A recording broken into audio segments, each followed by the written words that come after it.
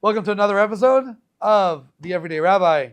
I am joined in our studio by the one and only. I say that because he's a dear friend. I don't know him that long, but in the few months we've known each other, so much has happened, and there's just so much to talk about.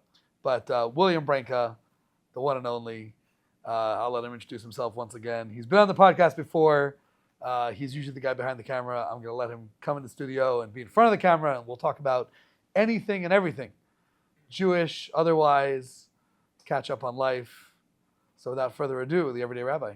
Let's go. Absolutely. Yes, my name is William Branca, and I am back on the podcast. It's kind of wild. Different studio.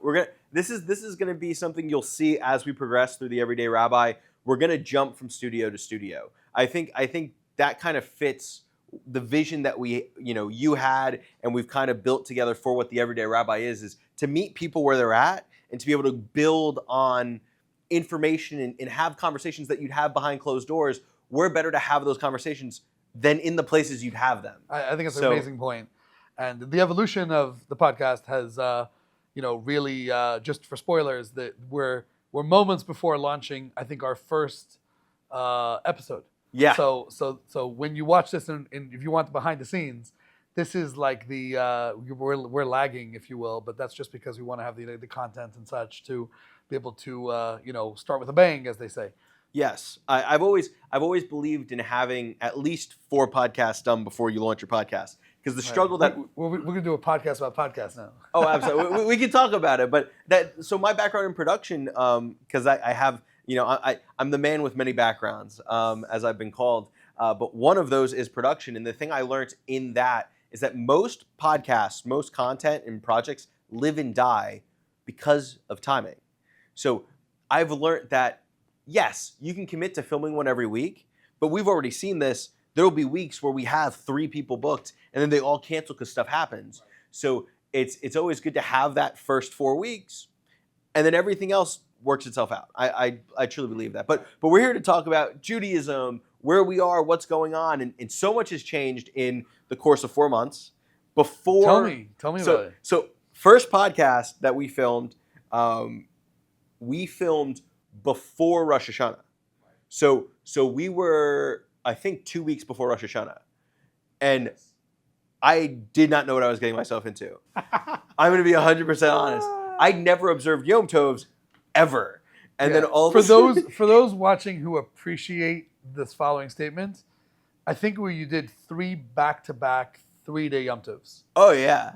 And the only break you got was Yom Kippur in between. Was Yom Kippur in between.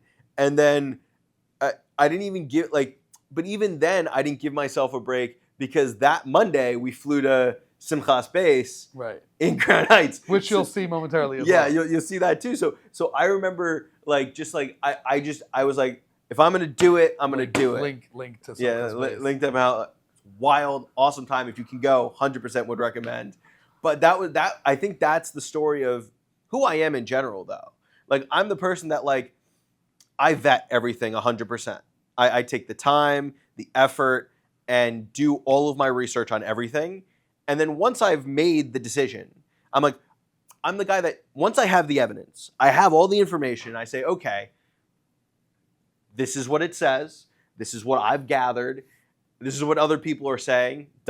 What they're saying doesn't line up with the thing I'm seeing and experiencing. So I take my view and what I've experienced, I say, okay, now I know what it is, I'm 100%.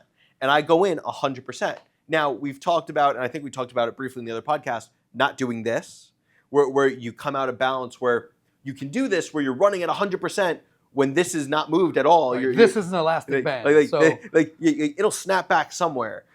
This you can do. It's David Goggins' Judaism, 100%. But I think I've taken... Did we talk about this in our first episode? I think we talked about it briefly. You could flash back to that first episode, but just to call back that idea, eloquently and brilliantly shared by Rabbi Shais Taub in one of his talks, is that on the lower right, at least my right, you have the animal soul. Animal soul is a euphemism for all the selfishness and all the materialism and all the the self-preservation side of us. And then on the upper left, you have the godly soul, which represents everything which is spiritual, everything which is selfless, and everything which is godly in nature. In other words, a negation of self, your aspirations that are beyond you. And you could have different types of relationships in your body and your soul. The soul could be too ambitious, and the body sort of gives leeway to the soul. It allows the soul to sort of stretch itself and pull its way up, which ends up creating a lot of tension, as we've discussed. Or there could be a complete slack in that metaphorical elastic band that doesn't allow you to challenge yourself. So there's sort of a good amount of tension that's necessary in life and in Judaism in particular, and in growth. But most importantly, how do you manage that tension? And I think that his point there was that if you stretch it, if the soul stretches too far away from the body, you end up either snapping, or, which I think is a psychological term, or you end up snapping back. You end up coming back, and you end up having to backtrack your aspirations because your body can't handle it. And the Chabad school, the Chabad Hasidic school, comes up with a brilliant recommendation, which is that if you could raise up the body a little bit, teach the body about the joys of Judaism, teach the body about the brilliance of the Torah, and teach your body to engage in a way that it appreciates what's going on its terms. You know, having fun at the gym, if you want to call it that. You can probably have a much longer lasting commitment than if it's just impulsive and miserable and stretched and miserable. Exactly. Well, so that's where we are. Well, and I think that was something that I jumped into. We talked about this and we prefaced the whole thing, but I'm very much the 100% in. And so I did it. I did the 3-day Yom Tovs, back to back to back, and I got nothing done in that month. Truly, I thought I would work the rest of the week, but I would do stuff, and then I have to schedule meetings for 6 days out, and then your mind's just not in it. But I did that. I started progressing there, and then where I am now in my journey is crazy compared to where I started. Because when I started, first podcast started, wasn't keeping kosher. I wasn't wearing tzitzis. I was already wearing a yarmulke everywhere because that was the one thing that I was like, oh, I'm, this I know, just put it on and it works, It's the thing you see, and I'm like, I don't know what the strings are, so I'm not going to go there yet. It's on a talis, sure, whatever, I don't know what it means. So learning that process and understanding and growing has been great. I equate it to drinking from a fire hose, right? You're just, I went from the desert to just so much information, right. And this is the interesting. Now, and just to interject for a second, that was your decision.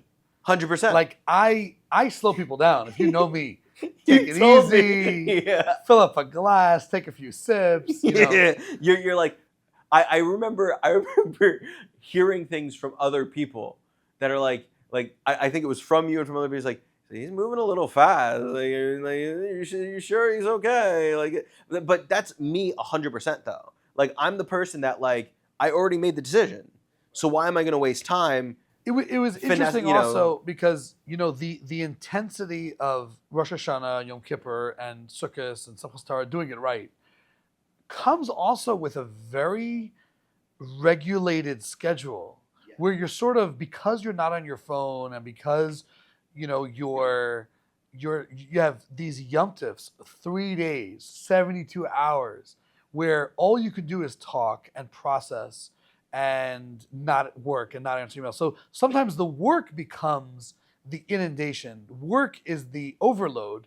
You think you're getting stuff done, but really you're just overworking yourself. So in a certain sense, this was 3.5 weeks of slow down, get some context, which we love. Absolutely. I think that specifically, 100% what you just said about the 3-day Yom Tovs were probably my saving grace in my experience, because I was doing it myself, and it was a lot because I was trying to force two worlds together at the same time, my world that existed and the world of Judaism that I'm trying to bring together, and they're just hitting each other because I'm working and I would take meetings Friday nights every week. And now I'm not meeting Friday nights ever. I would have meetings Saturday mornings. I'm not doing meetings Saturday mornings at all. And the 3-day Yom Tovs was almost an excuse for me for that month to say, it's a month of Jewish holidays.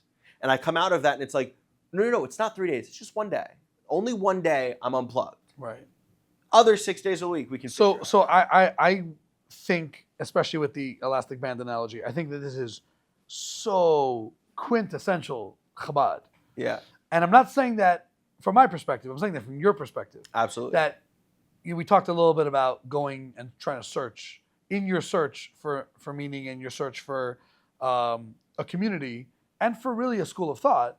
There's something that you and countless others throughout the world have found solace in a uniquely Chabad approach. And it's so ironic because here we are talking about the intensity of it is also the benefit of it.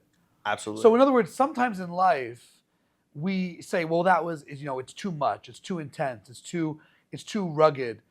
But life requires that rigidity sometimes. It requires that focus, that hyper focus sometimes, not at the expense of yourself though. So in other words, if I could use another perspective, which I think we touched on the first episode, balance is much harder than extremes. Absolutely. Extreme is easy. You just throw yourself in and forget about everything else, as people do with work and people do with relationships and so on. The struggle then is actually in regulating, and this is a whole theme we spoke about last week in Hasidic thought, about how regulation requires much more strength and power than free-flowing energy. Because free-flowing is free-flowing. It's just as long as it goes, it goes. As long as it doesn't, it doesn't. Whereas with discipline requires a certain sense of back and forth, fine-tuning, backwards and forwards, and management, and so on. And I think that Tishrei, the month of the holiday month, Rosh Hashanah, and the days in between, and Yom Kippur, and the days in between, and building the sukkah, and Shmini Atzeres, and Simchas Torah, and then sort of the outro of those, with all the Shabboses, which happen to also coincide with those holidays this year. I think that it requires you to balance, and you're going full speed, full stop, to New York, back again, and there were even some times where you were a little bit behind. I'm like, you know what? You'll sleep in this morning. It's okay. We'll catch up next year. And I think that I was surprised, honestly. I was pleasantly surprised because I didn't expect that from you. No. And I think that I'm because what ends up happening is that you get used to it. A lot of times you'll sign up for something, any sort of membership where you have fire hose, right? You're doing this 5-day seminar with some motivational coach or whatever it is, and a lot of times it's too much. So, but then you have the guy who he's been through all the workbooks, he's been to 5 seminars before, and it's sort of like routine. So intensity is not really a matter of yes and no, it's a matter of relativity. Absolutely. I think that point specifically for me is why it works for me. Because my entire life has been intensity. Anybody that knows me knows that I'm the person that will pick something up and I'll disappear for a week. And then the next week I know everything about that one thing. That's just who I am because I'm the person that'll go and hyper-focus and crush a topic. So this is the one thing for me that I was in a desert of. And this is jumping back to that point of saying I was searching for Judaism. I was searching for the truth, teaching, anything. And I was in the middle of a desert with nothing. Because where I was looking... You needed a fire hose. I needed a fire... Because there was nothing I could find. And it's not that it wasn't out there. It's that I didn't know where to look. And I just needed to be pointed in the right direction. And that was us meeting. And then you just being like, have you seen this Chabad.org video series? And then I watched that in a day, 4 hours. And I think it was 6 hours. I even told you, I said, it might take 3 sittings. Done. Straight through. Well, and then I did that, and then I started punching through content, and I'm like, what's this daily study stuff? Is that important? Or is that something to do? And then you're like, yeah, it's, listen to one. I'm just like, okay, listen to all of it. So what I notice, through your journey and through others, obviously, is that, there's this term a la carte Judaism. Yeah. which tends to get a bad rap, which is that Judaism is like a menu, and you open up the menu and you order what you want, and you eat what you want, or you don't. The Chabad perspective, I think, is a little deeper than that. It's that there's a book, and this book, what we call the Torah, has infinite significance, and we're trying to do the whole thing, because if you can grab infinity with both hands, wouldn't you? And that's really what happens when we do a mitzvah, is that we're connecting to God with all of ourselves to all of godliness through this mitzvah at this time.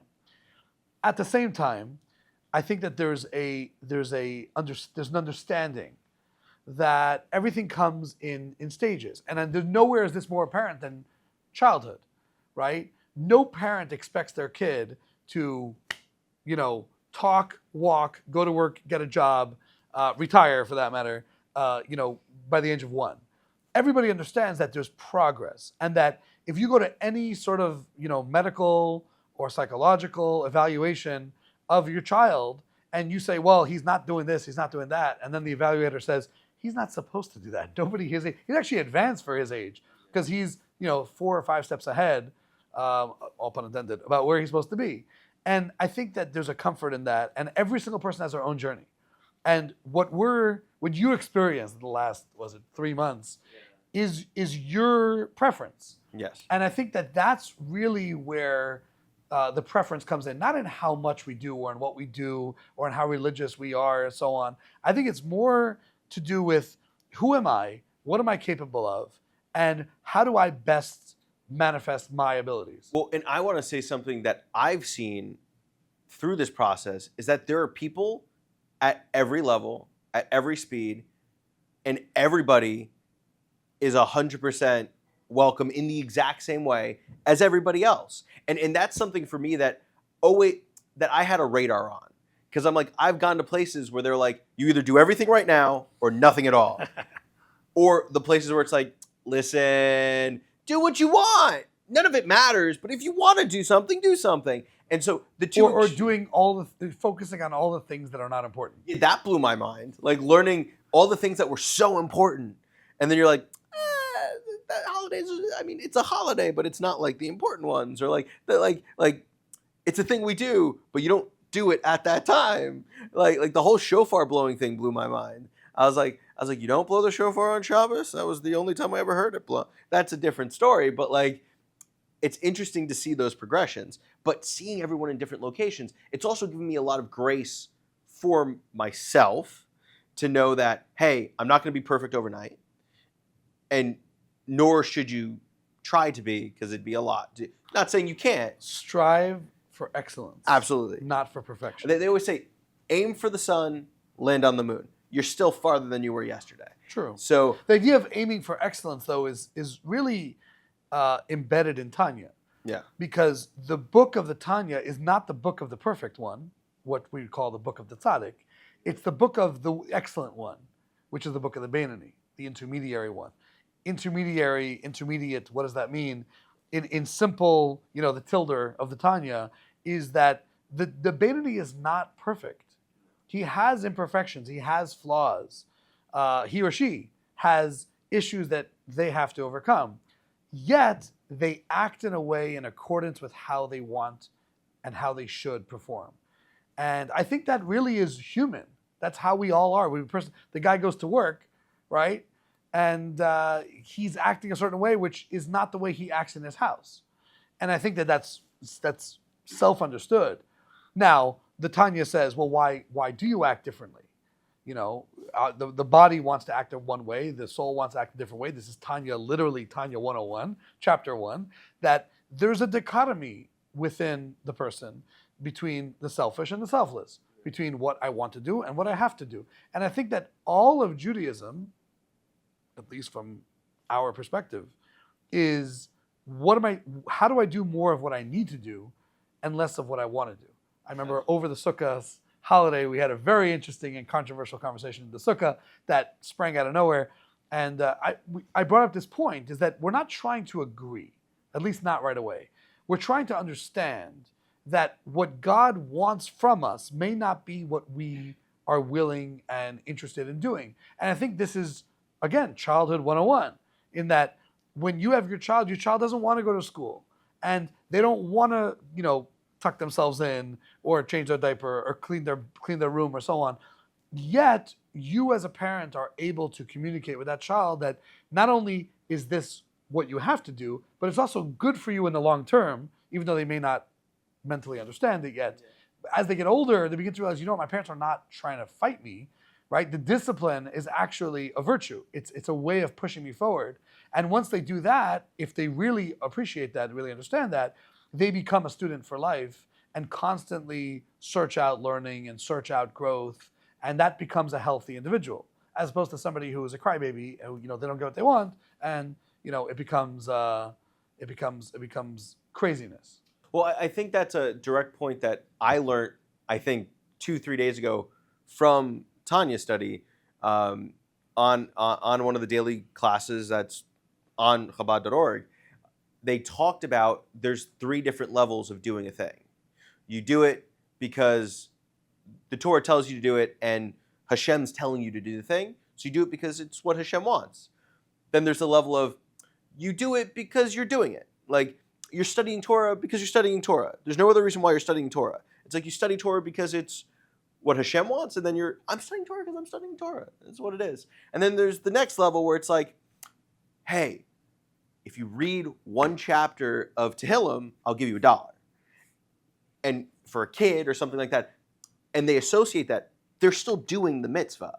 It doesn't change the fact that they're doing the mitzvah. It's just a different level. Now, obviously, the preferred level is the first one of doing it because you understand and recognize that it's Hashem asking, like, hey, this is what I want you to do the thing. But you still fulfill it at every level. And that's something that was impactful to me because I was doing things just to do things. That was something I learned about davening for myself, because I didn't have the introspection to say, am I davening just to daven? Or am I davening because it's something that Hashem wants me to do?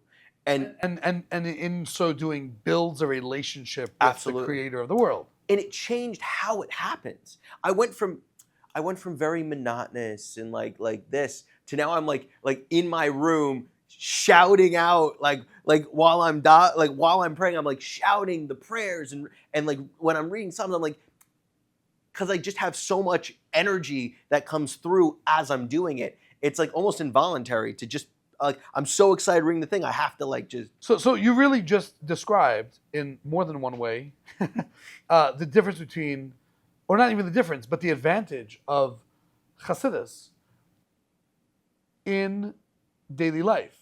In that without the Chassidus perspective, whether it's emotional or intellectual, we can get into that another time, but without it, a person feels dull, a person feels desensitized, and they could do the things they have to do, whether it's religious or regular daily life, by rote, by religious principle. I must do these things. I have to take care of my family. There's that beautiful line that someone shared over Sukkot that, change the word have to with get to. I have to take care of my family. I get to take care of my family. I have to go to work. I get to go to work. I have to study. I get to study. It's an opportunity. And if you simply see it as an opportunity, we're talking in the past about giving. Giving, if someone sees giving as an obligation, they've already taken away half of the beauty of giving, which is that it's an opportunity, it's an investment. You should never have to convince someone to do something that's good for them. They should want to do the things that are good for them. And I think that, this proposing, this inviting people to partake in Judaism, we don't have to force people like they once upon a time had to do in the old synagogues. How do we get the 13-year-olds to not leave after the bar mitzvah? If the 13-year-old wants to leave after your bar mitzvah, you haven't taught them anything, regardless of how well they can read the Torah or not. Well, I'll say that specifically because the minute I was bar mitzvah, I left and I never went back. This is the crazy thing that the energy I feel now for what I'm doing.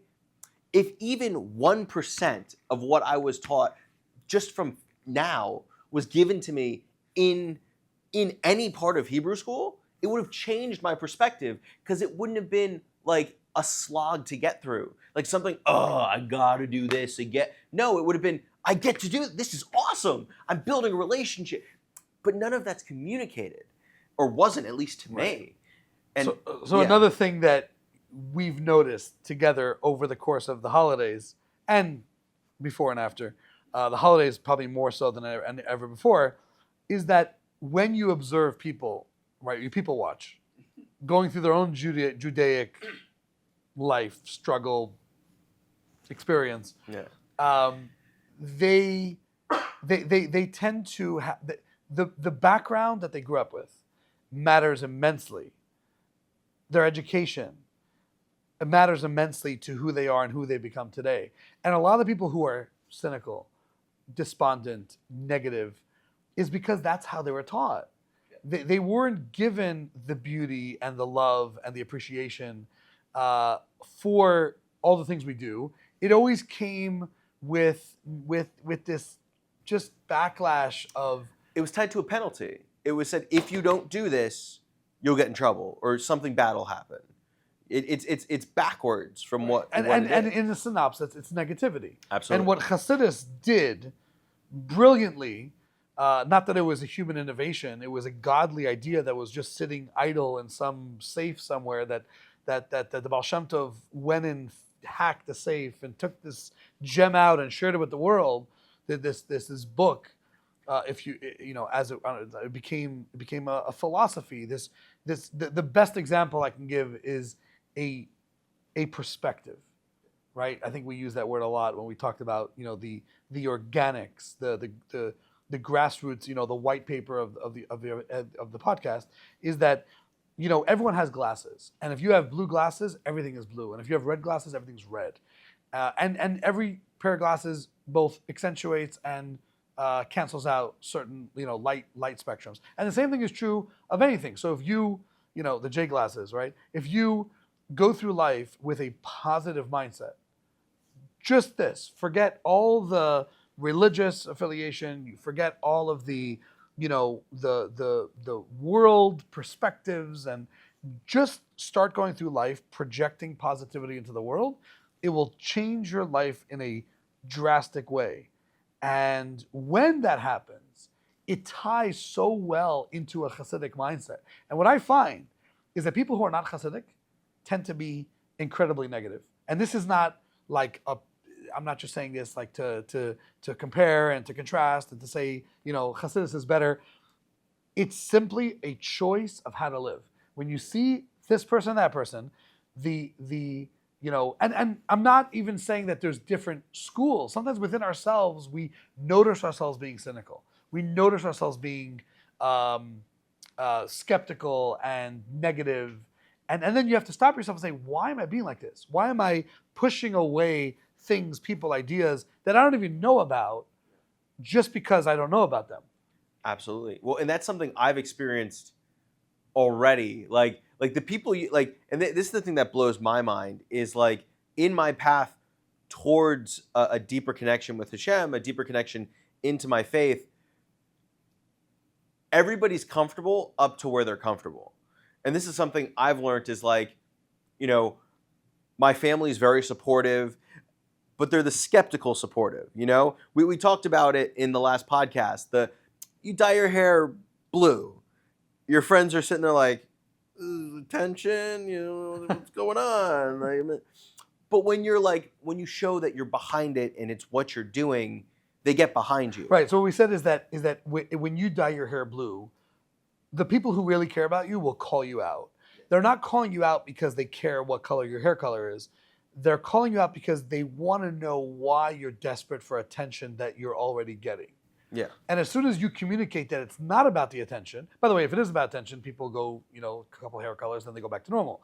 But if someone is doing it because they really believe in it, I don't know what the blue hair color religion is, but if you're doing something in your life, you're changing your ritual, you're changing your lifestyle, you're changing the way you live because of a conviction, because this is what I think is right. I'm eating this way, I'm acting this way, I'm hanging out with these people, I'm going to these places. As soon as a person shows a conviction, then your friends get off your back. Absolutely. Well, and I'll say this, and I just want to say it because of how appreciative I am of my brother through all this, because me and him are roommates right now, and he has been nothing but a huge support, especially like going kosher. It would have been a bigger hurdle if it was like, hey man, I still want to be able to do what I want to do. But my brother has been incredibly helpful and awesome help, the biggest support and advocate I could have asked for through the process. And he's on his own journey too, which is cool, you know? So it's a kudos to your brother. Absolutely. And it reminds me of a story of this woman who went to a retreat, this religious retreat for women. And she came back, and her inspiration, she was married. Her inspiration from the retreat was to keep kosher. So she comes home and she breaks to her husband that she wants to buy a separate set of dishes and that from now on she wants to keep kosher. The husband is upset, he's irate, he calls to school and says, what is this business? What are you guys doing to my wife? You're changing her, and so on. So this rabbi is observing this situation, and he says, what's going on here? What's the problem? He's an affluent guy. He's professional. He makes money. An extra set of dishes doesn't matter. She's cooking anyway. What is it? Does he really care if there's two sides or one side? And the takeaway was that he's not upset about the dishes. He's upset that he's being replaced. You went away for one weekend, and you come back, and all of a sudden, you're throwing out half the dishes. Maybe you'll throw out me next week when your rabbi says so. And I think that the fact that your brother is behind you and he understands and he seeks to understand and to learn about what this is, and I think this is a misconception in general when people become more observant, or dare I say more religious, is that religion is always seen as negative. So by you inviting more religion in your life, you're by definition pushing everybody else out of your life, which I will say point blank for the camera, is that this is absolutely not the way to be Jewish. Being Jewish does not require throwing away everything you've had your entire life and built your entire life, including your family and your friends. On the contrary, those should be the people who are enhanced by your Judaism. Absolutely. Well, and that what I think is the biggest thing, because the things I heard, the stories I heard from my grandmother, from my mother, was concern about that, because they'd seen negative experiences in their own family of people either being cut off from family members or cutting family members off when they became more observant. Now, in specific circumstances, I sought to understand context. And there was more context behind the situation that kind of made it not so bad. It was like, hey, this side of your family keeps kosher, this side doesn't, and this side of the family is not willing to go to a kosher restaurant. What are we going to do? So I need to dig in on this context. You and I talk about this a lot. Absolutely. It might be a personality thing. It might be just the way my brain works. But to me, I think that context, at least in some sort of dose, is so critical to, if you were to do a book report, right, and you didn't even know what the genre was, what are you doing? Yeah. When you have, and I'm gonna, and if you want to hear my backlash against religion per se, when you have yeshivas and you have kids, 13-year-old, 14-year-old, 15-year-old students, they're not young, they're intelligent, and they're sitting in the yeshiva all day studying Talmud, and they don't know what the Talmud is. I mean, they know the pragmatically idea of what Talmud is, but who wrote the Talmud? When was the Talmud written? Why are we studying Talmud? Why do we care if an ox gores somebody's sheep? There's a certain element of this fundamental structure that you need to have, I think, in order to have a wholesome Jewish life. And I think that course that I recommended, scroll down from Chabad.org, is so basic. But first of all, it's the fact that it's taught by a scholar, and you could tell he's a scholar, and he's not someone who grew up Chabad, let alone observant, and the fact that he's able to distill and to share in his comedic, humorous style, and his brilliant philosophical style, just I've learned so much from that series just in how to translate words, just in how to share ideas, because it is so fundamental. Like if you go to your average religious kid, I'm not talking about, the ones that are sit and study all day. And if you go to your average kid who went to Hebrew school and say, what is so special about the book of Leviticus, the book of Vayikra, or what is so unique about the writings of King David, or what is the real difference between the Talmud Yerushalmi, Talmud 1, and Talmud Bavli, Talmud 2? So I'll say this specific to that.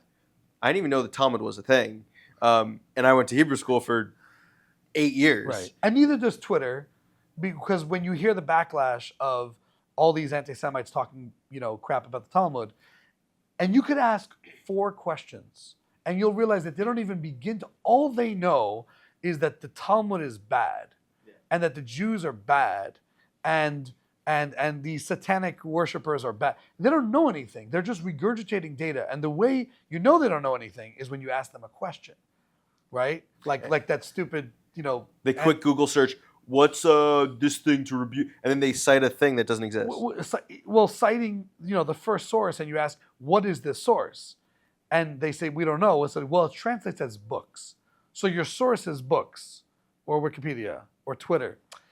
Not ChatGPT. Twitter is great. Wikipedia is great. But understand value and understand where things come from and why.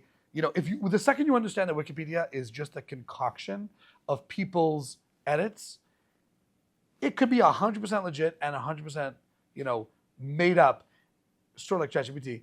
And you appreciate that. You can appreciate that there's a sense of now you're not expected to know everything from a Wikipedia page or from a Twitter post. You can do research and you could study and you could learn. And then in true Talmudic style, you begin to compare ideas. Over here, I understood this idea to mean this, and over there, I understand this idea to mean that. How do we reconcile these 2 ideas? This is talking about this case, this is talking about that case, which is purely legal, by the way. We do this. In that specific idea of like finding sources, citing sources, expanding on topics, for me as someone jumping into Judaism like with 2 feet, 100% to learn everything, you recommended a book to me, and I'm going to plug it because it's an incredible book, Pillars of Faith by Pinchas Taylor. It's a little hard to find sometimes, but you can find the ebook on his website. He has if you I always had questions. Why? How do you prove that the world was created in 7 days? How do you prove that the universe isn't 100 and something thousand years old, or whatever they call it now? And I was the science guy. Like I'm the guy that was science, solar flares, and I believe in logic, in reason. And when you read the book and he cites sources and you sit there and you're like, it makes sense. And then he gives you like the breakdown of like mitochondrial Eve and mitochondrial Adam. Genetic messed me up. Yes. Like because I'm sitting there, I'm like, what do you mean? They're like, yeah. And it's actually Noah because the male mitochondria, the male genetics is significantly younger than the female genetics, right, which only makes sense. Which science always knew. Yeah, but it doesn't talk about it. It's the same thing with talking about like the geocentric model versus the heliocentric model. Yes. They're both theories. Controversial. If you go to Wikipedia, by the way, most rabbis will apologize towards the sides of heliocentric theory. Absolutely. Because they don't know that it just is, most people don't know. But that's the thing. This is the thing that always drives me crazy because I literally was reflecting into AP physics in high school, and I'm sitting there, I'm like, they were because it didn't make sense at the time, but I just waved it away of science. Because when you're doing calculations for rotations, you're not doing it off the sun. You're doing it off of a gravitational point that's like near the sun. But it's the only way that everything works to go around it. So my question is how did you come up with that? And when I started doing the research and digging into it, it's all theory. There's everything that was told to me as fact just started to fall apart. And I'm like, what else did I not know that I think is true that isn't true? And that's where everything started coming together for me, who's a scientific mind that likes studying. Having a book that's like 90% citations is like money. And also to note that just the subtext and Oh, the footnotes over there are great, incredible. better than the book itself. Oh yeah, well, because you go and you like you're giving me the ability to find stuff. The thing that always bothered me about books in general was like you would do a thing and then put a little asterisk on a word, and then a little footnote down here. Don't look down here, and then you'd never reference it anywhere else. But having the ability to be like, hey, here's the content. Is it the Chicago style? There's like a style of writing books that there's like two different schools of thought on how to write a book.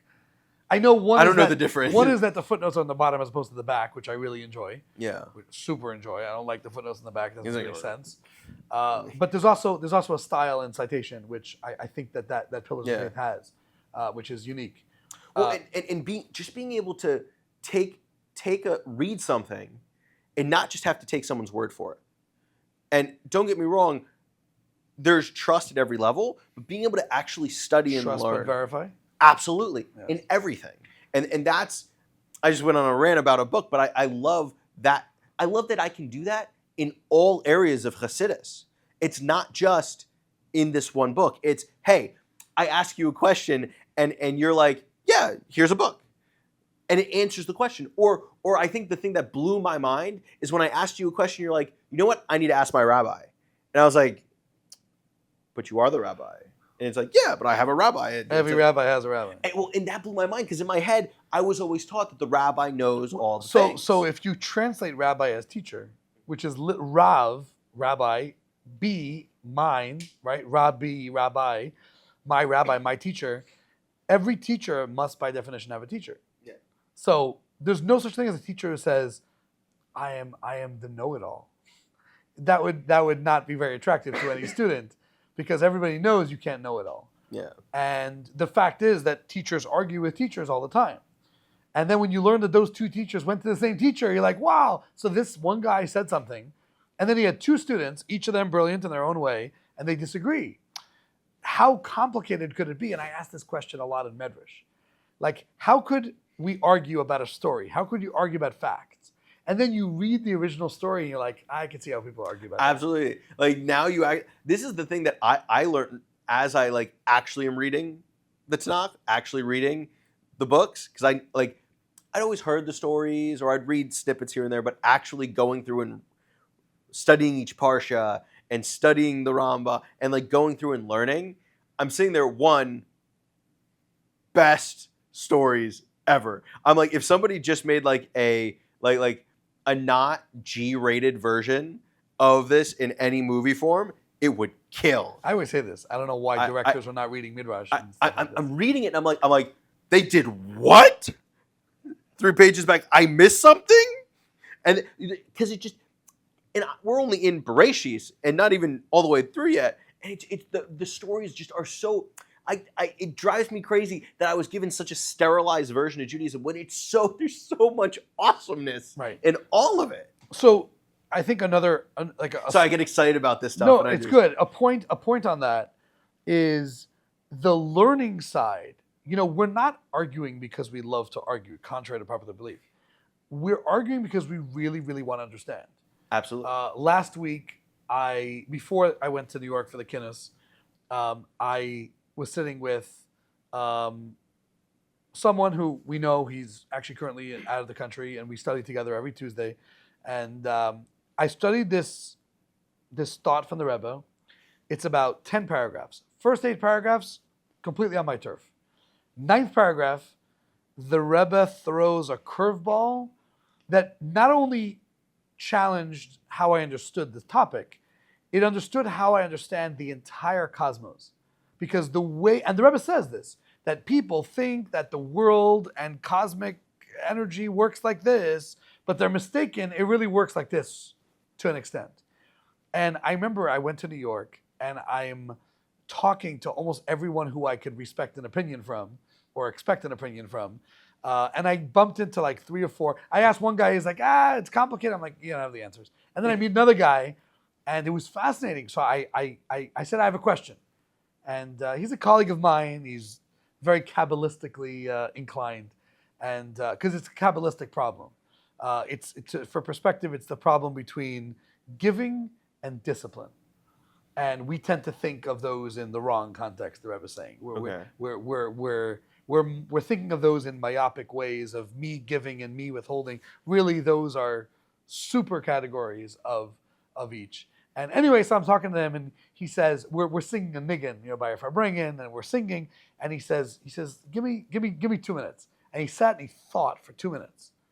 And then after everyone's finished singing, we set it aside, and he answered the question to 80%, what I was expecting. Then 2 hours later, I'm by another farbrengen, and I'm with another scholar, a little older than me this time, and I asked him the same question, and he starts to give a similar answer, a little deeper, a little more, a little more perspective, and then he says, "This is one of the most misunderstood topics in Hasidic, teachings and so on." I had such a fundamental idea. What was so beautiful about it is that no one was trying to argue, no one was trying to debate, and it wasn't even in a debate setting. It was simply, you could challenge someone that the way you understand this, is this really the way you understand this? It reminds me of a story that Manis Friedman, who we quote often, was a young student learning from his teacher, the famous Rabbi Khan. And Rabbi Yoel was saying, in Hebrew, the word is pnimius. Pnimius is a Hasidic Ashkenaz way of saying the internals of. So he said, this is the inner aspect of that. So one of the students asked him, why is this the inside of that? Why is this an inner dimension of that? So he turned to his student and says, what does inner mean? And the student thought for a few seconds and said, I got my answer. In other words, sometimes when we think about thinking, when we think about what our question is, when we think about what we're trying to understand, we actually do get the answer.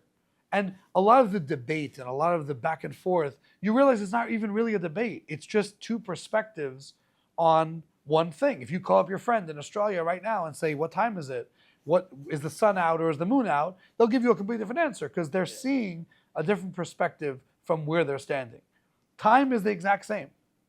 We just have, I believe that time zones are just there to differentiate data, right? Depending on where you are in the world, right? Time zone plus time equals location, right? Where you are. But that's just for storage data. Right now, we're all living in the same moment, yet we have two different perspectives based on where you're standing, either in the world or in life or in the Talmud or on the page. Well, and this is a whole nother topic, like Jewish mysticism, like Kabbalah. This is an area that I think a lot of people just don't know exists or kind of gets brushed off as something that isn't really focused on anymore. And it was an area for me that I always kind of was intrigued by, like the idea of like how you how the world and how I don't even know how to explain it, but like how things work together and what fuses that, like the inner workings of the inner workings. You'll appreciate this more than I can because you're in programming and cybersecurity, and the pshat, the literal, is how things work. You push this button, this happens. Yeah. The midrash is why does this happen? What is happening, right? The Talmud, the logic, is the prompts. This prompt, if, then, right, and so on. And then Kabbalah is like the actual ones and zeros of the whole thing. Yeah. It's the actual inner working. It's the program, the code itself. And I know you'll appreciate that more than I can because I'm not a programmer. But from my perspective, to give a more generalized approach, is that the words is what the Torah says. And there has to be, in every sort of legal context, there has to be, like a constitution, the words have to have meaning. So when God says don't murder, right? I like to give that analogy because it's the most extreme, right? It means don't murder. There's no other way to take that. Even if there are midrashic interpretations of that, it will not take away from its literal meaning of do not murder, exactly as you understand it. Now, within murder, you have midrashic understandings, right? What is murder? How could you metaphorically murder somebody, right? Is a career assassination murder, right? Great question. Short answer is yes. But really? I mean, yeah, mostly Shemra, if you, it's not under the auspices of murder. It's under the auspices, I think, of lashon hara, which is talking bad. But you should not slander somebody else in a way that they'll take away from their their well-being. Obviously, now that's a more midrashic approach. Let's say. Then you go deeper. You go, well, what is murder? Is this murder? Is that murder? Is it intent? How does that work? First degree, second degree, manslaughter. What are the implications? That's all the legal, the deeper legal context, not just the constitutional context, but what you'd actually expect to hear in court proceedings, back and forth. Is this guy guilty? Is he innocent? Right? So on and so forth. Then you go to the Kabbalistic, because the Kabbalistic focuses on maybe the metaphorical, but the practical metaphorical. Or let me hold back for a second. So Kabbalah itself is the inner meaning of murder. For example, a person thinks of murder as someone taking another life. But what about, like, for example, suicide would be an example of murder. The same way you're not allowed to murder somebody else, you're not allowed to murder yourself. What if you murder yourself spiritually? Okay, how would a person murder themselves spiritually? What if they abuse their soul? Abusing your soul could be Abusing your soul? Yeah, you do things that are not good for your soul. You do things that starve your soul, like not allowing yourself to have some sort of spirituality in your life. That could also be a form of murder. Then comes along Hasidic thought, which we've started learning a little bit about this, and you put it all together, that there is an element, there's a factor of Torah being expressed on 4 different levels. There's the literal, there's the metaphorical, the midrashic, the narrative of it. There's the logic, and then there's the mystical. There's the way you could understand it in a much broader, more abstract sense. Then comes on Chassidus and says those are all really one teaching. They're all one package that you could understand on different levels. You can appreciate on different levels, and each one teaches you something about that mitzvah per se, or that teaching that you wouldn't have gotten if you didn't have all four different lenses, 4 different perspectives. So to put it all together, we talked about lenses before. You could go through the whole Torah and only see scripture, as just this is the word of God and nothing else. Then you can go through the whole Torah again and see it in a midrashic sense. What is the allegory? What is the metaphor? What else is it trying to say? What's going on behind the scenes? What's the backstory? What's the context? That's all midrash. Then you have the logic of it. What about, how does this law get along with this law? How does this not override that? And then finally, you have the lens of the mystical. You see the ones and zeros. You see the background. You see where everything came from. You see why this law is interpreted this way and this law is interpreted that way. You see why this person is inclined towards teaching this type of study and that person is inclined to teach that type of study. Their soul roots are connected. For example, there are some souls that are from the side of severity. There are souls that generally are more intense. They're more aggressive. They sometimes tend to be angry, right? Not angry in a negative way, but that's how they teach. They teach in a very rigid way. They're very disciplined. They're very structured in their life. Then you have people who are more relaxed. They're more chill. They're more, the teachers that, live and let live, and so on. Those are both valid ways of teaching, but you compare like the Hillel and Shammai. The Hillel guy is a very different style of personality and learning and teaching, therefore, than Shammai's personality, learning style, and teaching style. And that's why they're entire schools of thought. And then you even have people who went to both schools. So now they have a synthesis. They're like a blend of, complete giving and strict discipline. So that's where the Kabbalah gets into, which is, as you said, completely misunderstood. A lot of schools of Jewish thought won't even address it. It's like, it's mystical, we don't touch it. But then again, if you know how to apply it, you're able to create a dose not only of logic and practice, but inspiration as well. Yeah, I think that is such a core, and you talked about the ones and zeros. It's like, it's cracking the hood and seeing where the things are. Like I'm the person that like wants to, when I'm understanding something, I'm like, okay, it says this is the thing, but why? And like I have a lot of great answers to certain things, but being able to see the inner workings of like the intricacies of like, sure, the answer is spiritual and you have to understand it. And I'm by no means in a place that I'm understanding all of it yet, but just being able to take studying the same thing through those 4 different lenses, I feel like I have such a more comprehensive look of each individual thing I'm learning than I ever did when I just read. And this is why I'm saying I'm going through the parshas for the first time now, is because I never studied them. I read them all. I read from the front to the back of the Tanakh, and that was it. And I thought that was the entirety of everything, which is crazy to say now. But that was all of it. And Tanakh being the Torah, Scripture, Nevi'im, prophets, and Ketuvim writings. That's Tanakh, it. yeah. That's it. And not even the best English translation of it either, because I haven't fully learned to do the Hebrew yet, which I'm working on, and it's getting progressively better every day. But like digging into stuff and saying like, okay, I'm actually studying. I'm spending 3 to 5 hours a day just learning in between working and doing everything else. Because beauty of podcast now is I can be doing work while listening and learning. So I'm learning these things, and some of the more like laws and stuff like that are easier to just put on. But like sitting and learning a parsha, sitting in and digging into mystical teachings or the Tanya, you're like I'm wrapping my head around an idea, and there are days where I'll repeat the thing 2 or 3 times because I didn't understand the whole. I couldn't grasp the idea, and some of it you said, listen, that area, astronomy it's difficult. There are a lot of people that don't understand that right now. Just keep moving forward, and you'll learn it as you go. And I'm working on that.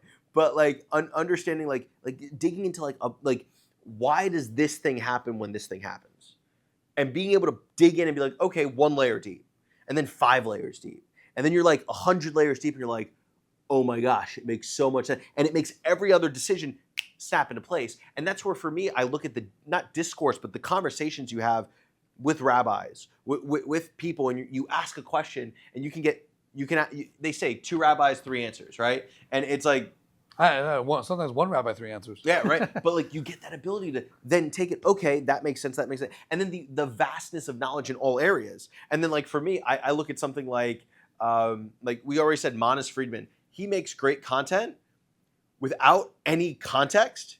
The content's good, but you can't. You can't value it the way like the way I can. Like I've watched a video or 2 before I got introduced to Chabad, but now like learning things and understanding like where he comes from in certain areas of like thought, the appreciation level of like just a talking about money or talking about tzedakah, and I remember you telling me a story about tzedakah from the Midrash about taxes, and I laughed. I think I scoffed almost a little bit when you told the story. I'm like, I said to you, this story's going to sound crazy. Yeah. Because it's a crazy story. Yeah. And the story is that the Talmud says that the way to avoid taxes, not evade, but avoid, is by giving more tzedakah. And there's a story there. I always forget who exactly it was. I think it was Rabbi Eliezer. And Rabbi Eliezer has 2 nephews. And his 2 nephews... he has a dream that his 2 nephews are going to lose a lot of money to the government. They're gonna 700 coins or something, whatever the currency was. And he tells his nephews, this year in business, try to give away as much as you can. Just give a little extra. End of the year comes, tax collector shows up, says to his sons, you have this huge bill you didn't pay, you owe us this money. And Rabbi Eliezer says to them, how much did you give to charity? So they give a number. And it ends up being a little short of what the number was that the tax collector wanted. And he said, listen, just give, I forgot the end of the story, either just give this amount to charity or you'll only owe this. That's the point. You'll only owe this amount of money. And sure enough, the tax collector comes back and says, listen, we made a mistake, miscalculation, you only owe us this much. And they say to their uncle, how could you possibly know that? So he said, I had a dream, and the reason why I didn't tell you is because I wanted you to do it for the sake of heaven and not because of some sort of ulterior motive. And I told you that story. After I started giving. So I already started, like I made a pledge, started giving after hearing a story you told about you giving a pledge and a gentleman named Lewis doing pledging. And you talked about his story and how things came together. And I'm like I read a book, I'd read some material on what tzedakah is. Right. And as much as my dad Another thing you have to study and learn. You can't just you just give. don't you know. have to know how and what. No, I literally dug into it and I was like, this makes sense. And it started to put pieces together and I decided, you know what? I'm gonna make a pledge. My really ever first pledge, I've donated to charity, but it was never like, I'm doing this. And the importance of a pledge you've talked about before, But like doing that, and then I think like 2 or 3 weeks in, you're like, you told me that story, and you're like, if you see anything happen, let me know. And I think it was like 2 months later, I was going through my quarterly taxes for the fourth quarter, and I was like just going through things, and it said I was going to owe like $6,000, and I was like, how am I going to make that work with everything I'm doing? And then I missed, like, and this is how things come together, because it doesn't come together like magic. It all goes away, which it can do, because Hashem can do whatever he wants. If he wants to just not make me pay taxes, that would be great. But basically, I'd been accounting without taking deductions properly for the entire year. So I didn't deduct any mileage I'd driven the entire year. So I went from owing like $6,000, $7,000 in taxes to getting money back from the. But that wasn't there before, and it's the things you don't see when you don't see it. And people will say, "Oh, well, you would have caught that anyway." Maybe yes, maybe no. But the fact of the matter is that I started giving to charity. One, my business started doing better. Like it's that reverse sieve where it's like, you're full up here, no more can go up on top. When you start giving down here, the money comes in, right? It's like you're loaning it out. Hashem says it's the one area you can test me. Okay, I'll test you, without financially putting yourself in a bad place, right? They talk about that, but like I gave a little bit more uncomfortably than I was ready to this year, and you start seeing progress, and you feel better, and money changes. It's not. I always talk about the dragon mentality of like, I need to keep my precious, and it can't leave the gold. You know, it's here. You can't go away. The minute you start giving things away, and you're doing it for the right reasons, of whole heart, of whole spirit, it changes your mentality of everything. It's like $100. Figure it out. I'm not worried about it. And that's what, like, I was worried about pricing on kosher food when I was going kosher. It figures itself out. Also, just that one point, people will go crazy. So I had a funny conversation over the Guinness. I was in a restaurant, and this guy didn't want to pay $2.50 for a soda. And I'm like, why not? And they're like, well, it's $2.50. It's expensive. I'm like, yeah, but it's $2.50. He's like, yeah, but it adds up. $2.50 times 100 is $2.50. I said, if $250 is going to break your budget, you have other problems other than not drinking soda in restaurants. And it's sort of like these guys who are like, if you don't drink coffee every day and you put the money into some Acorns account or whatever it is, it will accumulate over time. Now, I will say Starbucks coffee is a little expensive. I have no problem, but I've never met somebody who became rich because he denied himself coffee. Oh, I've heard this story, and I've asked this story before, because I was, this is pre-kosher, I was at a deli in New York getting a bacon, egg, and cheese sandwich, because that's what I did in New York. And I was getting it, and it was like $8, $10. And this woman behind me is like, did you know that if you save that money for 10 years, if you did this every day, you would have enough money to buy a house? I was like, did you do that? Yes. Where's your house? Well, the money goes somewhere. Sure. It does. Like, so one just to answer that point, because I hear it often, and it sounds like a good excuse. Kosher food's more expensive. Kosher meat is so much more expensive. But aggregate it, right? Average it out over the course of what people don't eat meat all day. So you're having a meal. Most of your meal is not meat. Now, granted, the meat will raise the cost of the meal somewhat, but it's not going to raise it by 150%, no. Right?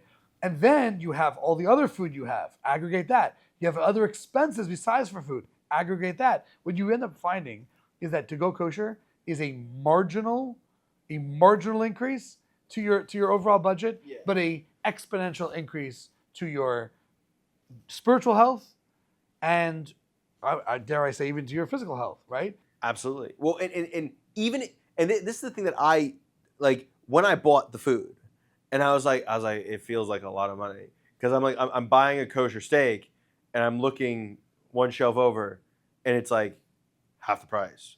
And I'm like, I'm doing this because I'm doing it, and then somehow the numbers don't change. Like people will think I'm crazy, but like People I'm do think we're spending crazy. 2 times more money So on food, this and I'm is- not losing 2 times more money. Yeah. This is a good point, is that everybody thinks the people on the inside are crazy, but they've never tried it themselves. No. They never tried charity. They never tried kosher food. They never tried Shabbos. All the things that people might argue are financially debilitating, what they end up finding is that Shabbos is amazing for your mental, financial, emotional well-being. Kosher, same thing. What was the third one? Kosher, Shabbos, tzedakah, charity. It keeps on going. Education for your kids, right? Well, private school is expensive. I know. I put my kids in private school. I know. But the benefits of doing that, it's almost like saying it's like someone saying, I can't afford a gym every month. Or someone saying, I cannot afford to eat healthy every month. Or someone saying, I cannot afford to pay taxes, right? You want to try not doing it and see what happens? There are certain things in life you have to do. And not only does it not hurt you, Helps. it benefits you over the long run. I think what it does over here in this regard is that when a person starts to think bigger, their life starts to enhance. Just to give one example, I remember arguing with a friend of mine years and years ago. He didn't want to get a raise at work because he would end up paying more taxes. Only on the money. Yeah, and I was like, you do realize that you pay more taxes when you make more money. You'll be making more money. Yeah, there are like those, when you jump from one bracket to another, I'm sure there's like those small little things. But still. This is a misconception people have on the tax code. You don't pay more money on all of your money. Right. It's on the money that tranches, you yeah. break. So like going from making $75,000 a year to $100,000 a year, that $25,000 is all that's getting taxed at a different percentage. Meanwhile, most people don't know how to do tax breaks properly, but it's a whole nother thing. I remember a fund manager. I'm not manager, a tax professional. Yeah, consult your local tax professional. I remember a fund manager talking about how he trades a lot, and someone said, well, if you trade as opposed to long-term investing, you paid a lot of taxes. He's like, well, I make a lot of money, so I pay a lot of taxes. And that was the end of the conversation. Yeah. If you're doing better, then you're required to share. It's like your family. If I have a bigger family, I'll have to spend more money. Yeah, but you know what happens when you have a bigger family? Something magical happens, and I encourage everybody to try this. When you have more children, not only do the costs sort of not get exponentially higher. Everyone thinks if I have a 5th kid, my costs go up by 25%. That's not how it works. Maybe, it's like hiring 25% more employees overnight. But the same thing with a business is that as you hire more employees, more work gets done. Yeah. And I think the spiritual side of this is that there's blessings that come from having more children. I remember literally watching a video of the Rabbi handing out dollars, and someone asked him, we want another kid, but we don't have the money. And his response was, did you have the money when you had the first kid? And they said no. And he's like, the money when you were single? No. Yeah. And when you got married, did you have the money to get married and support it? No. When you do the thing, Hashem, it figures it out. Another thing is, no one ever has enough money, period. Never. The billionaire is complaining about money. Of the course. Economy and it's like the my inflation. 3%. Yeah. So I remember, I asked someone about reserving for the Seder for Passover. Uh-huh. And, by us, by Chabad, we always have a line, it's never about money. Never. Yeah. You need a freebie, but she had a job. And so she said, I don't have money for the Seder. It's not in my budget. So I said, put it in your budget. Your budget is the rocks and the sand and the pebbles, right? If you put the big rocks in first, you have tons of room for the sand and the water that comes later. Yeah. Yeah, but yeah, if you only care about your Netflix subscription, say it on camera, or something else that is completely trivial, like because like you said, money comes and money goes. If it doesn't go to this, it will go towards that. At the end of the month, most people, even the most disciplined people, it's gone. So they discipline themselves to put money in savings and put money in retirement funds. If you don't tell money where to go, it goes away. 100%. That's the thing I've learned in everything I've done. And it was a problem I had when I was younger. Like I would make money doing stuff like cybersecurity, a bug bounty or something. I would make a couple $1,000s, and I had no structure to put that anywhere. So in 2 months, it would all be gone on nonsense. And I think if people actually sat down, and I actually suggest people do this, something I learned from a business mentor of mine, is pull 3 months of statements from all of your accounts, credit cards, debit cards, all of it, and then just categorize your expenses in what you need to buy and the things you like to buy, and be honest about it and say, do I need Netflix, Hulu, Disney Plus, ESPN, NFL? What do I need? My $12 Starbucks membership? Do I need half of that stuff, by the way, is covered by cards? It's called, and now, that's getting technical. But like, just take it and draw it out and say to yourself, okay, how much of this money is actual stuff that I need to live, and how much of this money is stuff that I want? And then you at least give yourself a clear picture of where your money's going, because a lot of people are spending money and don't know where anything's going. And at the end of the month, they're like, how am I negative $300? How do I have debt? Right, and then that also accumulates over the course of time. Absolutely, compound effect. So we talked once about the fact that when people, philanthropy is for the rich. In today's world, that's how people think. I'm not rich, therefore I don't give. And what's interesting is when you talk to philanthropists, they'll tell you that my giving started much earlier on, not when I made my first million or my first billion. It started when I was young.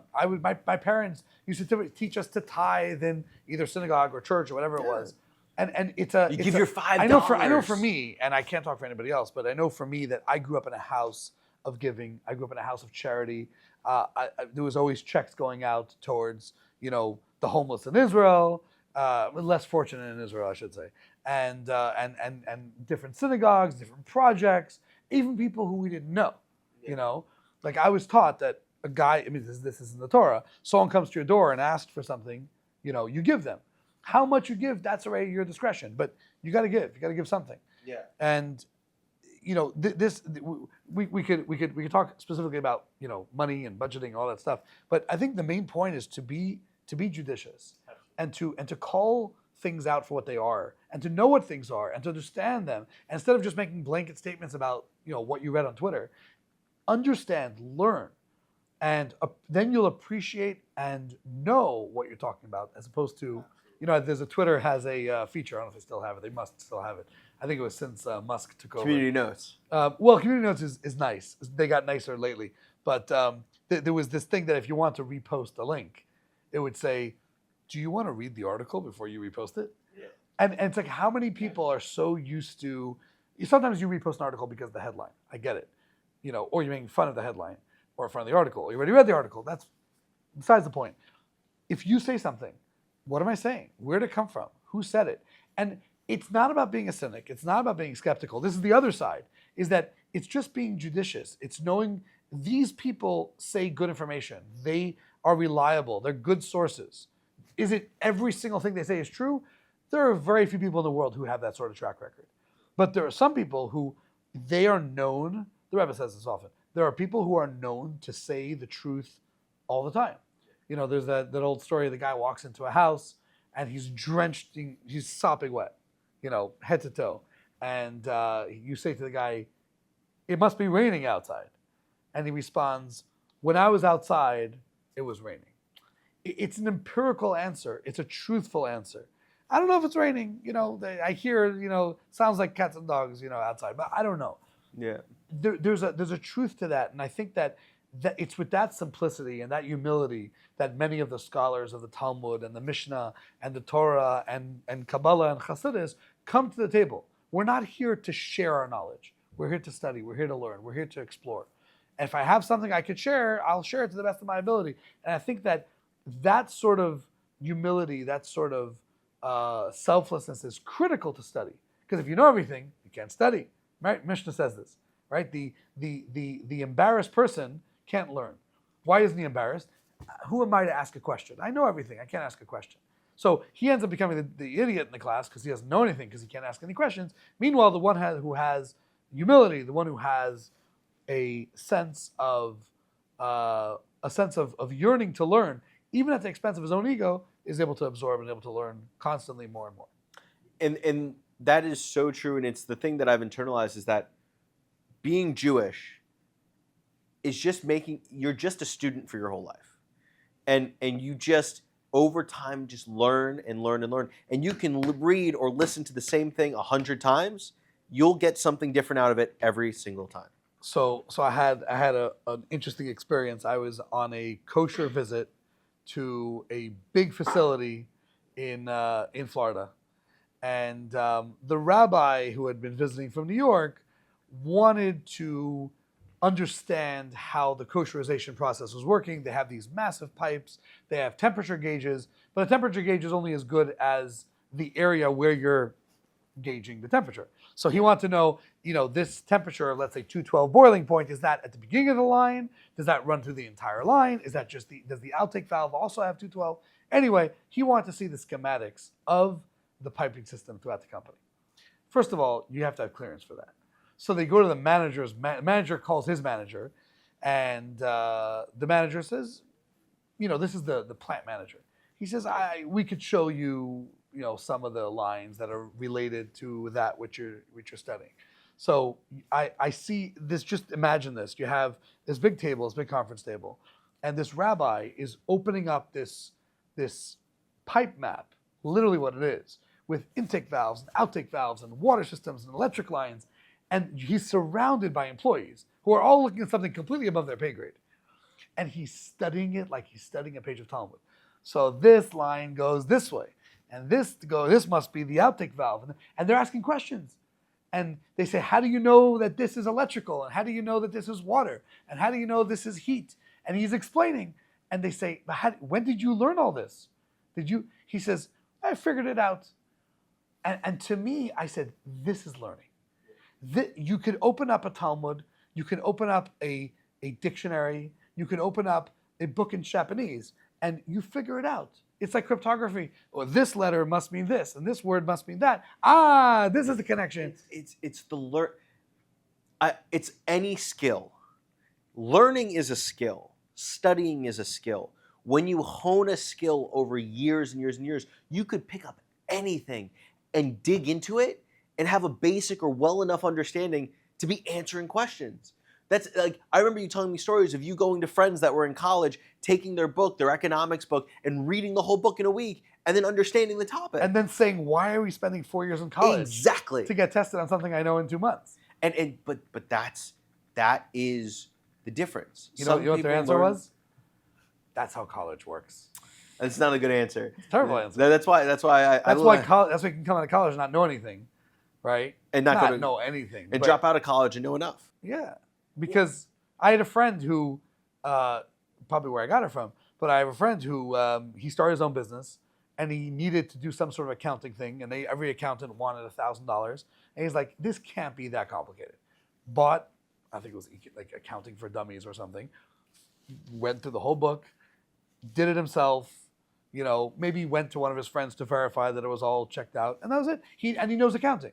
Now, he's not going to do the accounting. He'll still hire someone to do the work. But the fact that he was willing to learn and the effort. When he became a parent, he learned parenting books. And when he wanted to get into, digital marketing, he read, how to build a website for dummies. And he figured it out. And it's that school of learning that is so cherished by us. And when I see people do it and I see people appreciate it, and then when you hear people who are completely uneducated, I don't mean uneducated because they didn't go to college. I mean because they read something on Twitter and that's the truth. Because look, this and this looks the same, so therefore it must be. It's all conspiracy. And slow down. Let's look at the facts. The same way Pinchas Taylor, I think it's Pinchas Taylor, talks often about all these anomalies in life. I forgot which one specifically he tears apart, and he says it's the Simpsons episodes, how everything's predicted by the Simpsons, and then he shows how innocent it seems until you actually dig into it and you realize that number one, it was copy paste. Number two, it wasn't as specific as possible. They're citing their sources in there. Yeah, and I've seen this maliciously done on different social media platforms where they'll take one topic and then they'll segue, cut the clip, go to another topic, intersperse sound bites, and make it sound the exact opposite of what the person's saying. Yeah, and you can I'm a champion of AI. AI is a tool that can be used for good when in the hands of the right people. However, I've seen deep fakes and audio deep fakes and video deep fakes that are getting to a level that there might be a point where you can't trust if the person on the phone is your family member, if the video FaceTime you're getting is your family member. None of this stuff, it's getting to a point where you can't verify. And how do I know that my friend on the phone FaceTiming me, talking to me on the phone, isn't in trouble? So what's the solution to that? You have to develop processes and systems internally to fight that. A lot of people, I always recommend being in the cybersecurity spaces, safe words. Internally with your family, develop a word, either with each person or as a whole, that you use for verification in a sentence. Within the first sentence of a conversation, you organically bring up this word, and you know that you're talking to the right person. Now make it a word that you wouldn't, that 90% of people aren't just going to bring up. Make it a word that you guys know that nobody's going to bring up in the first sentence unless it's you talking about it. And you do that because then you can establish trust in the front end.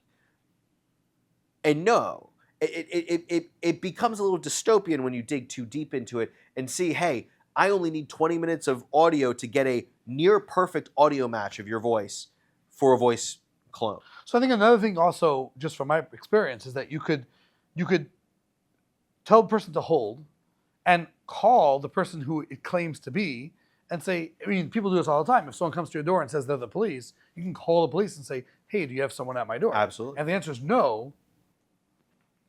You know something's up. Yeah. Well, and that's, I always tell people, two-step verification, everything you do. So I don't remember who this was, but to bring it back to learning. Yes. Two-step verification, speaking of which, to go to a second source and run it by me. And I remember, this is years ago, we had a Shabbaton in Miami, and I was sitting on a panel.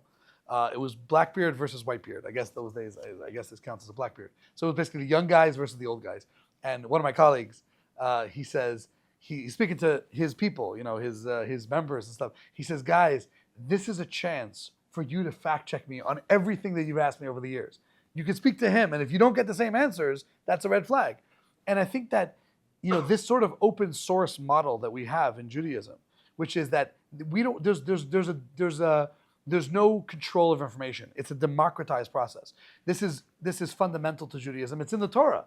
Torah tziva lanu Moshe morasha keilat Yaakov. It is the inheritance of all the Jewish people. Everyone's a shareholder. Everyone gets free access. Nobody is exclusive to counter the negative environment that Judaism found itself, let's say in Europe, in the 17th century, 16th century, where there was sort of a caste system in Judaism, where there were learned Jews and non-learned Jews, which the Baal Shem Tov came to destroy, came to fix.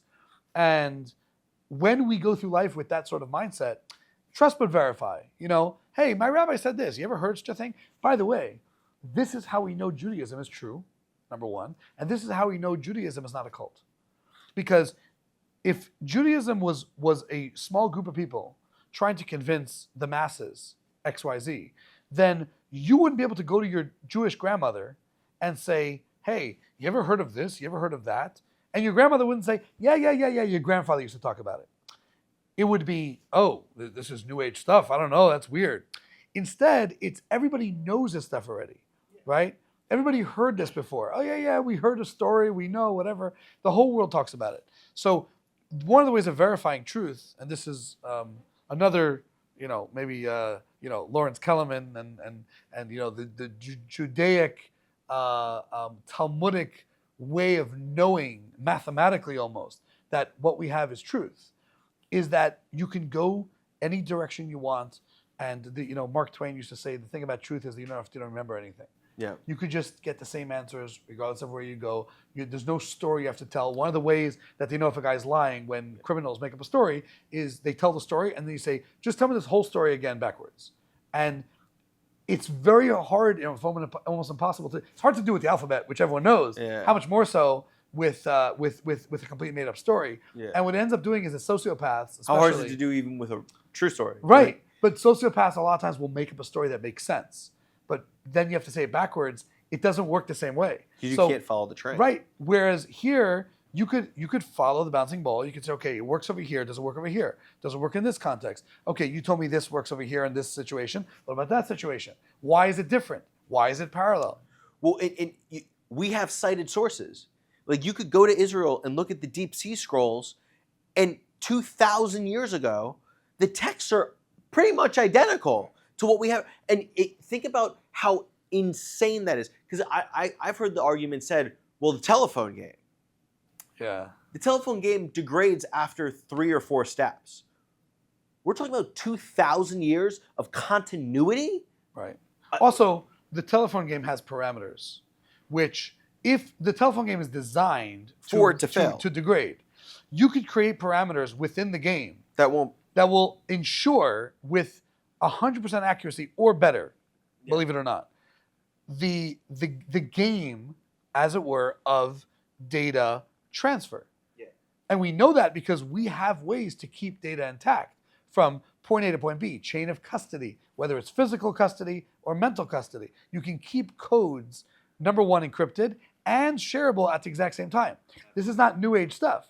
Blockchain technology is not new age stuff. We've had it for thousands of years. Decentralized information. And this is the thing that when I was learning about the oral tradition, which was new to me as I was getting rediscovered, like relearned into stuff, and learning, like it was truly passed on from sages to sages to sages to sages. And the degradation didn't exist until it was all written down. So I sit there and I also, this is another thing that I've had people press me on, is like people of other faiths have come to me and been like, well, this, and this. And I'm like, first off, for your entire thing to be true, you actively acknowledge that everything I believe happened is 100% true. Because in order, like you made edits and changes, sure, but you, at least for a good portion, say that this is true. You published our book. Because you slapped your book onto the back of it. Right. Now, I try not to get into arguments with, but some people press. And so you having an answer to a question, that's why I tell people, Jews for Judaism, great resource. They just have the answers that you need when people are pressing you. And that was something I experienced because I had a group of people that are very devout in another religion that I was closely associated with that gave me a lot of pushback asking these questions. So being able to have answers with why, how, and what gives you the ability to just finish a conversation without it becoming combative. But I tell people, I'm like when you go back in time and you can see these things, when you can go to Israel and like find seals of the Davidic dynasty, of the Davidic like lords, like they're wax seals existing underground, preserved. And then you have people above the ground who will deny that any of that exists. But it's right there under your feet. Course. And this is the thing that blows my mind is I sit there and I'm like the history is there.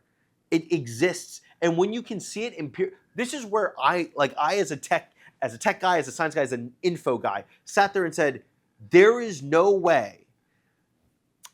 Like people talk about the moon landing being faked, right? It's like it's somewhere in the line of custody, somebody's gonna say a thing.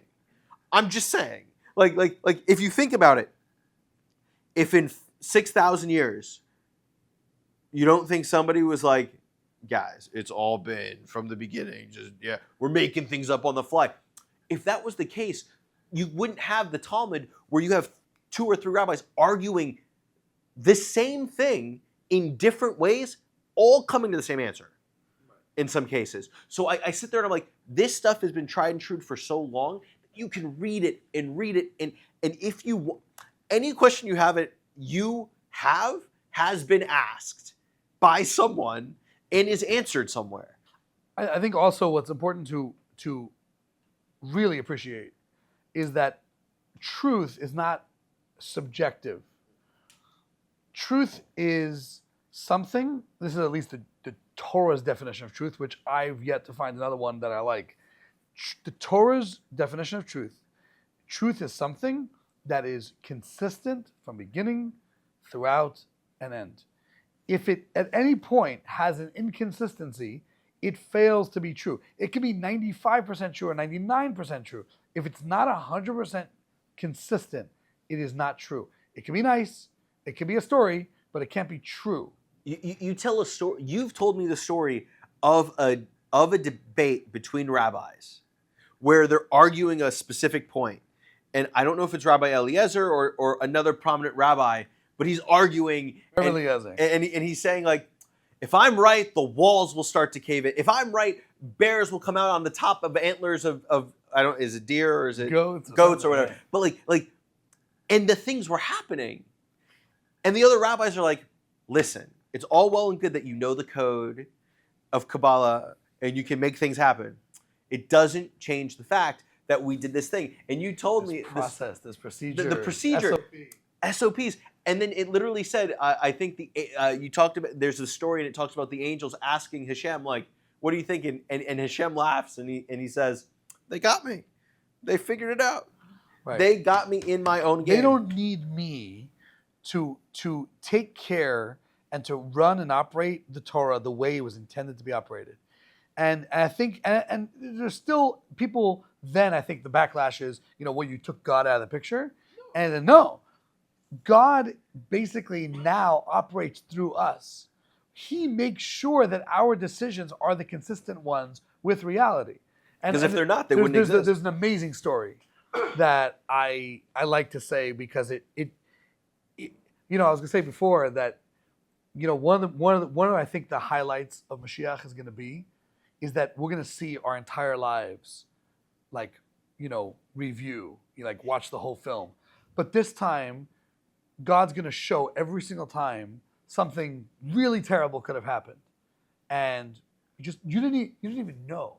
It's just it didn't affect you. The snake was about to bite and run over by a car or something crazy like that.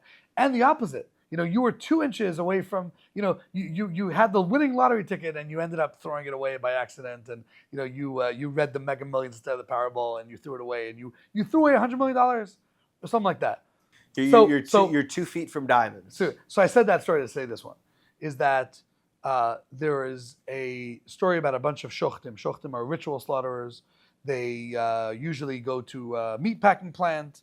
In this case, it was a couple hours drive away from New York City. There are a lot of names that are all I struggle sometimes. Shochtim, shluchim, mashkichim sounds very similar. Yeah. Shochtim from the word shochet. Shochet is to slaughter. So shaliach is messenger. Mashkiach is a supervisor. They sound Jewish sounds. Mashiach. Mashiach. Right. Mashiach is anointed. Yeah. Anointed, appointed. But So they go to Pennsylvania to. So this group of slaughterers goes to Pennsylvania to slaughter cows, and in the process there are many intricate laws. I think there's 300 laws about how and where and exactly to slaughter a cow, more complicated than chickens. And this particular cow ended up being slaughtered incorrectly. So that cow becomes non-kosher. Non-kosher nevela, the technical term is nevela, that it's no longer fit to be eaten. It can be sold to a non-Jew or to, some sort of whatever, but it's not consumed. So they realize that there's all the innards of the cow becomes non-kosher because the cow is non-kosher. The problem is that they're having problem tracking which cow was the non-kosher cow. So now they have an unidentified cow in all the other meat, but they can't identify which one is kosher, which one's not. So they call the rabbi in New York. And the rabbi says, listen, here's the law. The law is, if a piece of non-kosher meat becomes mixed in, it's identical otherwise, becomes mixed in with kosher meat, it's absolved or it's nullified within a majority, which means that if there's a majority of kosher meat, you simply take out the amount of non-kosher meat, and then the rest of it's considered kosher. That's the rule. Yeah. So the rabbis go and they take a cow and they, put it on the meat market and they sell it off, and that's it. Anyway, after this is done, they get back in their car and they're driving back to New York. On the way, one of the guys thinks and he realizes that there actually is a way to track, based on lot number and times and so on, that we could track exactly which cow was not kosher. Now, if you could identify the non-kosher, you got to take the non-kosher out. So they drive back to the meatpacking facility.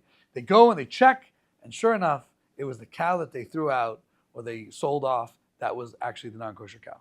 So is that a man-made system or is that a godly system?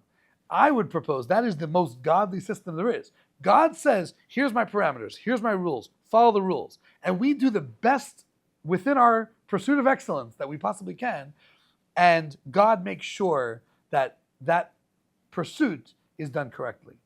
And this is also, I had this experience in New York recently, but we recently had an issue with our Torah. Our Torah was not kosher, and we ended up going to New York to fix it. And I was a little down, a mistake in the Torah. You have 300,000 letters, and one of them is not correct. That's a big deal. So one of the rabbis, to make me feel good, he said that when they didn't always have scanners, so everything had to be checked by physical observation, and you missed things. So when computers first came out, they started scanning every Torah, and in one shul, in one synagogue, they checked every Torah, and there was one special Torah. They knew it was a special Torah because it was commissioned by the Friedrich Rebbe, and the Rebbe finished it, and so on. That Torah didn't have any mistakes. Every other Torah had 1 or 2 mistakes, which is expected. So what I realized is that it's a bigger miracle that there were no mistakes than the fact that there was a single mistake. In other words, a single mistake is reasonable. To err is human, it makes sense. But to have no mistakes, that's really miraculous. But yet we find that God makes the world, God runs the world, and he Adam, right? A person is guided, a person's steps are guided by God. And even though we think we're making our own choice, because we chose to do the right thing, I think this is a whole theme in Chassidus, because we chose to do the right thing, God ensures that we end up doing the right thing. So when you intend to do, it says in the holy books, it says when a person wants to do something good, Hashem connects it to a good action. There's different ways to interpret that, but the simplest way, the Rebbe's way, is that by simply intending to do the right thing, God will help us to do the right thing. So the goal, the objective in Judaism is to study, to do our best, to pursue excellence, and to do the best, to be the best we can be, and then God takes care of the rest. It's that simple. It's a man-God relationship. That's fantastic. I think that's a great place to stop for now. For this episode. Yeah. For this episode.